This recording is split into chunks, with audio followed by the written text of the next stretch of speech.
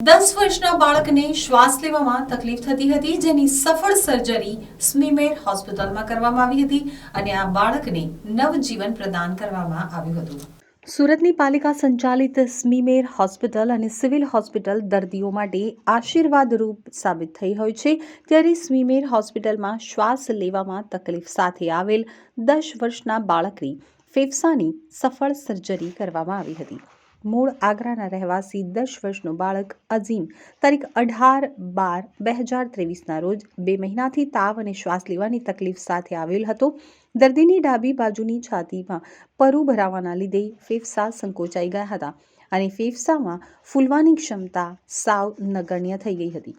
બાળકના માતા પિતાએ આગળ અલગ અલગ હોસ્પિટલમાં ટ્રીટમેન્ટ લીધા બાદ સ્મીમેર હોસ્પિટલમાં આવ્યા હતા. તો સ્મીમેર હોસ્પિટલના સર્જરી વિભાગ દ્વારા બાળકનું થોરેક્ટમી પ્લસ ડિરેક્ટોરેશન ઓપરેશન પ્લાન કરવામાં આવ્યું હતું. આ ઓપરેશનમાં ફેફસાની આજુબાજુ બનેલા વધારાના આવરણોને કાઢીને ફેફસાની ફૂલવાની ક્ષમતાને વધારી હતી.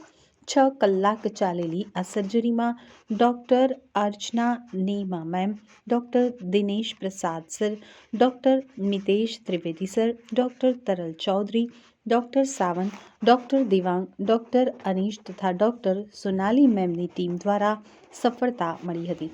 દર્દીને હાલ કોઈ જ તકલીફ વગર રજા આપવામાં આવી છે.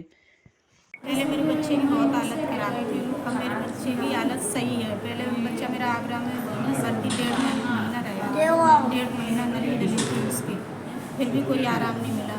सांस लेने में दिक्कत हो रही थी. उसके बदला मैं लेके आई हॉस्पिटल, अच्छा हॉस्पिटल है जिसमें मेरे बच्चे का ऑपरेशन हुआ. ऑपरेशन होने के बाद मेरा बच्चा सही है, अब सांस लेने में अच्छा है मेरा बच्चा और बढ़िया है. डॉक्टर भी अच्छे हैं यहाँ के.